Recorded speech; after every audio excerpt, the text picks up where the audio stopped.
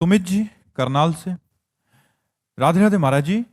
महाराज जी, मेरी पत्नी को जब से पता चला है कि मेरे भजन का आधा फल उसको मिलेगा, तो मुझे जल्दी सुबह उठा देती है और खुद फोन पे सीरियल देखती रहती है। बार बार मेरा काउंटर चेक करती है कि हाँ, और क्या घाटा थोड़ी हो ले देंगे अपने में। बहुत सुंदर। तो प्रणाम करते हैं ऐसी पत्नी को जो आपको भजन के लिए प्रेरित। बट खुद खुद मोबाइल देखती रहती है कि तुम कर ले। नहीं भाई, ये गलत है। कुछ संशोधन किया जाए महाराज जी इस। देखो, उस पत्नी को आधा मिलेगा, ये बात समझ लीजिए।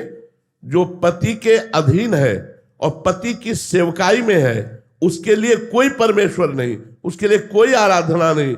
वो अपने पति की आराधना करती है। पति को खवाना पियाना, उनके वस्त्र धोना, उनकी सेवकाई में है, उनकी आज्ञा में है। तो पति चाहे जिस तीर्थ में जाए, चाहे जो धर्म करे, चाहे जो जप करे, चाहे जो यज्ञ करे, उसकी धर्म पत्नी को आधा हिस्सा उसका मिलेगा, क्योंकि उसने उसको परमेश्वर माना है। अगर पति की आराधना नहीं करते, मनमानी आचरण करते, तुम करो पाप और पति करे भजन और उसका आधा हिस्सा मिल जाएगा, ऐसा नहीं है। ऐसे भ्रम में मत रहना। ऐसा नहीं हो सकता कि तुम, और देखो, हम तो कहते हैं भजन का हिस्सा ले ले और ठीक से चले तो बहुत अच्छी बात है। तो हमें लगता है पत्नी को अपनी अर्धांगिनी प्राण प्यारी मान करके धर्म पूर्वक पति भगवत मार्ग में अपने को चलाते हुए और संसारिक कार्य करे, और पत्नी अपने पति को भगवान मानकर आठों पहर उसकी आराधना, उसके चिंतन, उसके मनन में रहे, तो पति का आधा धर्म का हिस्सा उसको प्राप्त हो जाएगा और दोनों मंगल में भगवत कृपा पात्र बन जाएंगे। लेकिन पत्नी विमुख हो या पर पुरुष गमन करती हो या अपने पति का अपमान करती हो, तो भी आधा हिस्सा नहीं प्राप्त होगा। फिर नहीं प्राप्त होगा। फिर वो धर्म विरुद्ध चल रही तो आधा हिस्सा क्यों प्राप्त होगा? धर्म युक्त चल रही हो तो उसे आधा हिस्सा प्राप्त होगा। माही जी, पंजाब से। राधे राधे महाराज जी। महाराज जी, जब हमें भगवत साक्षात्कार होने वाला होता है तो क्या कोई अलग स्थिति आती है जिससे हमें पता चले कि अब हमें भगवत साक्षात्कार हो जाएगा? देखो, पहले भजन करो, आखिरी स्थिति है भगवत साक्षात्कार। पहले हमारे अंदर जो काम है, क्रोध है, लोभ, मोह, मद, मत्सर, इनको हम काबू में करें ना। अभी तो हम इनके गुलाम हैं, मन के गुलाम हैं, इंद्रियों के अधीन हैं। अब हमारी स्थिति का कहरा ना आता हो और हम पीएचडी की बात करें, ऐसे आप भगवत साक्षात्कार की उन लक्षणों की बात करती हैं जो सिद्ध पुरुषों में प्रकट होते हैं, पर स्थिति अभी नहीं है ना। तो उसको केवल आप सुन लेंगे और दूसरों को सुना देंगे, लाभ तो मिलेगा नहीं ना। लाभ तो मिलेगा अपनी स्थिति से चलने पर। जब हम अपनी स्थिति से चलते हैं तो उस स्थिति को प्राप्त हो जाते हैं। इसलिए निरंतर नाम जपने का अभ्यास करो, भगवान की लीला कथा सुनो, परोपकार की वृत्ति रखो, सब में भगवत भावना करो, तो तुम उस स्थिति को प्राप्त होगे। वो स्थिति अनिर्वचनीय स्थिति है, जब केवल केवल केवल भगवान ही रह जाते हैं। मन, बुद्धि, चित्त, अहम, ये सब भगवान में तन्मय हो जाता है। कोई भी विकार, कोई भी दोष किंचन मात्र हृदय में नहीं रह जाता, तब भगवान का साक्षात्कार होता है। भगवान वाल्मीकि जी महाराज वर्णन करते हैं, काम क्रोध मद मान न मोहा, लोभ न क्षोभ राग नहीं द्रोहा, जिनके कपट दंभ नहीं माया, तिनके हृदय बसहु रघुराया। जहां कामादि दोषों का अंत हो गया है, कामादिक मद दम्भ न जाके, तात निरंतर बस में ताके। बहुत बड़ा शत्रु है ये काम। बातें बना लेना अलग बात है, लेकिन इस शत्रु को परास्त करना केवल भगवान के भजन में ही सामर्थ्य है। न तो शास्त्र ज्ञान में सामर्थ्य है, न किसी और बल में सामर्थ्य है। एकमात्र भगवान के भजन बल के द्वारा काम आदि दोषों को परास्त किया जा सकता है। तो काम क्रोध आदि दोष हृदय से बिल्कुल निकल चुके हैं, कोई भी चाह नहीं रह गई, किंचन मात्र मान अपमान निंदा स्तुति का प्रभाव नहीं पड़ता, किसी भी विषय संग से नवीन विषय भोगने की इच्छा ही नहीं रह गई। लोक परलोक के समस्त भोग उसे विश्वत लगते हैं। एक एक क्षण जिसका प्राण प्रभु से मिलन के लिए व्याकुल हो गया है, वो भगवान का साक्षात्कार करता है। बात समझ में आ रही? पहले खूब नाम जप करो, शास्त्रों का स्वाध्याय करो, सत्संग सुनो, परोपकार करो। पहले हृदय निर्विकार हो, तब निर्विकार हृदय में परमात्मा का प्रादुर्भाव होता है। समता मित्तल जी इंदौर से। राधे राधे महाराज जी। महाराज जी, बड़े बड़े संत महात्मा जी सन्यासी जी कठिन तप और साधना करते हैं, तब कहीं जाकर उन्हें भगवत प्राप्ति होती है। महाराज जी, हम जैसे सांसारिक लोग जो काम क्रोध लोभ मोह मद मत्सर के चक्कर में फंसे हैं, नाम जब शुरू करते हैं तो भी माया के प्रभाव में आकर कुछ ही दिनों में सब छूट जाता है। महाराज जी, फिर हम जैसों का कैसे सत्संग जब आपको पता है ऐसे बड़े बड़े महापुरुष तप आदि के द्वारा अपने हृदय को पावन कर चुके हैं, तो उनके संग से, उनके दर्शन से, उनके संभाषण से हमारा कल्याण हो जाएगा। महत्संगस्तु दुर्लभो, लेकिन परिणाम में अमोघश्च। यदि संतों का संग मिल जाए और हम सत्संग सुने तो नाम जप में रुचि पैदा हो जाए, अध्यात्म में रुचि पैदा हो जाए, तो हम वो तप तो नहीं कर सकते, लेकिन संत दर्शन से हम वहीं पहुंच सकते हैं जहां संत पहुंचेंगे। संतों का दर्शन, संतों का संभाषण, संतों के संग का प्रभाव, भगवान के रंग में रंग जाना, माया के रंग से रहित हो जाना। इसलिए हम वैसा तप तो नहीं कर सकते, पर जो कर रहे हैं उनकी सेवा, उनका संग, उनके वचनों का श्रवण और हमारे हृदय में एक लालसा प्रकट हो जाना कि मैं भी भगवान को प्राप्त करूं, और भगवान की दैन्य भाव से शरणागति का उदय होना। हे नाथ, मैं समस्त अवगुणों से युक्त हूं, समस्त दोषों से युक्त हूं, प्रभु मैं आपके लायक नहीं हूं, फिर भी मेरे हृदय में लालसा जाग गई है कि मैं आपसे मिलूं, तो निश्चित भगवान उसे वो साधन दे देंगे जिससे वो भगवत प्राप्ति हो जाएगी। चिंता न करो, संतों का संग करो। कृष्णांश व्यास जी। राधे राधे महाराज जी। महाराज जी, भजन की भूख कैसे बढ़ेगी? भजनानंदी संतों की कृपा से। भजन न होई संग बिनु, और भजन बिना नहीं प्रेम। छिन्हु भजन न छाड़िए, धरिए यह ध्रुव नेम। तो भक्तमाल चरित्र पढ़ो भक्तों के।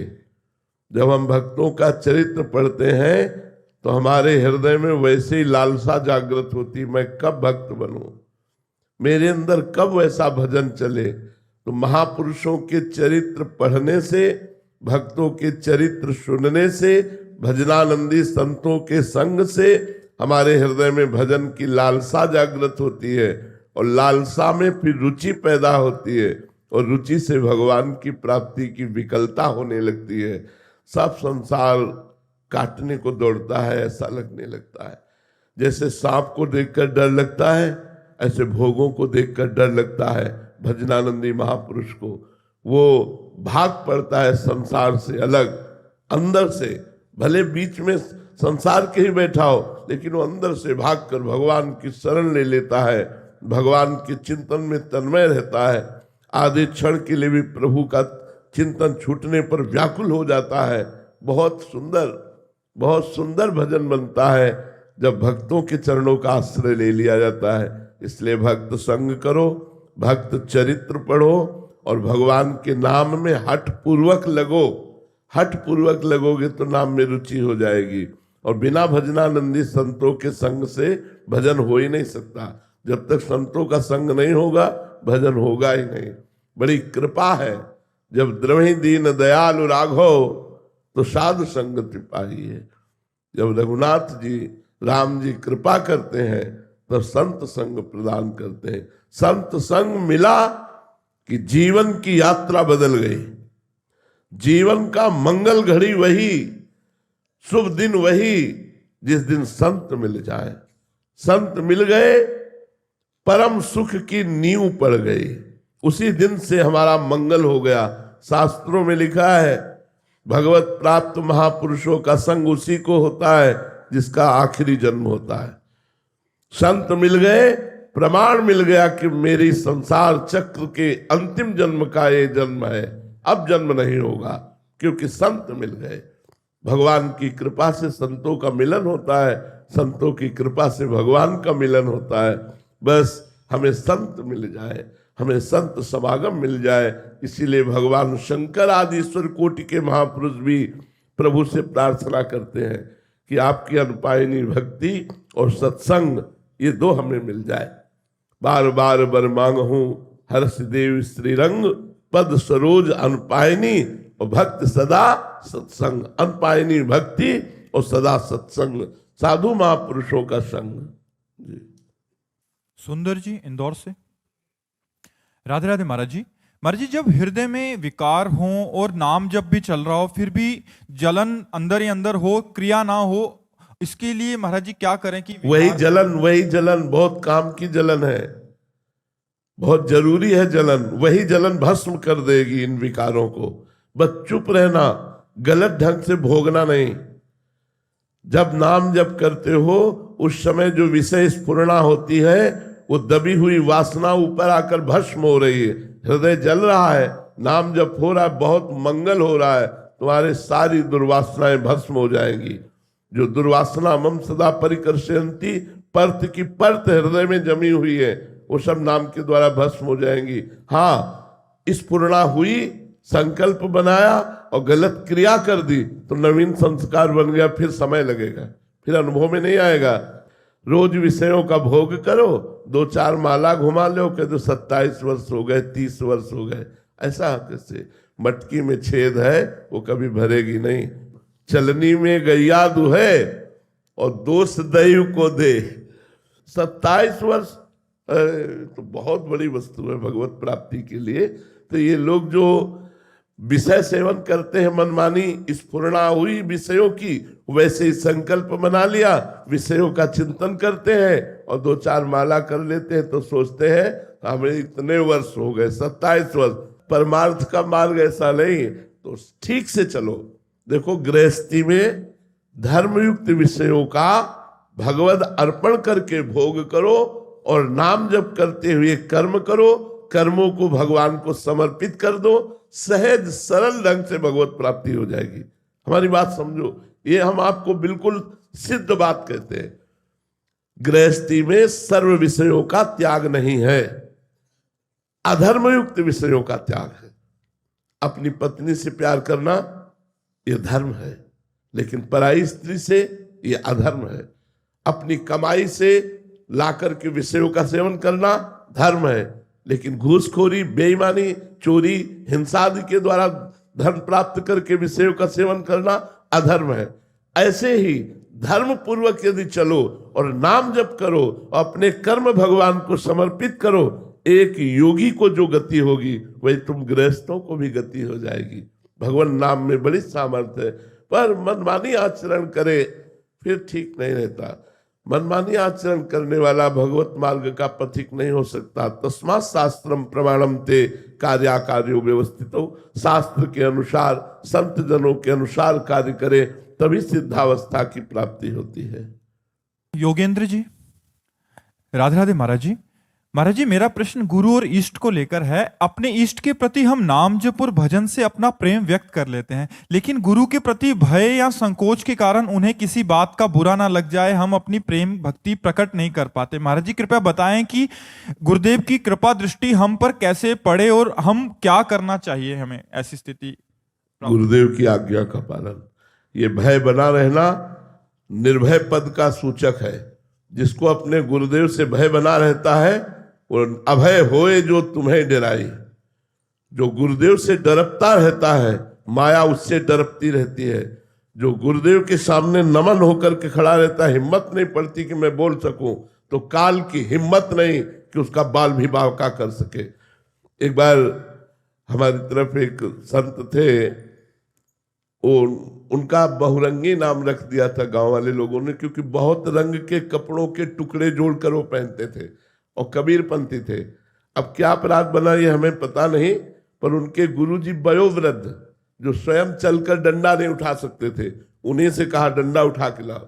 वो डंडा उठा के ले, झुको, वो झुके और ऐसे लाठी मारते, वो बस साहब साहब साहब साहब ऐसे करके पीछे हट जाते, फिर बुलाते आओ, फिर डंडा मारते, फिर वो साहब साहब करके लौट जाते, फिर वो बुलाते। ये जब गुरुदेव से बताया तो गुरुदेव ने कहा धन्य है वो शिष्य जो अपने गुरुदेव का शासन स्वीकार करता है। जो गुरुदेव का शासन स्वीकार करता है, माया कभी उस पर शासन नहीं कर सकती। तो गुरुदेव से डरना, गुरुदेव से संकुचित होना हमारी साधना सुरक्षित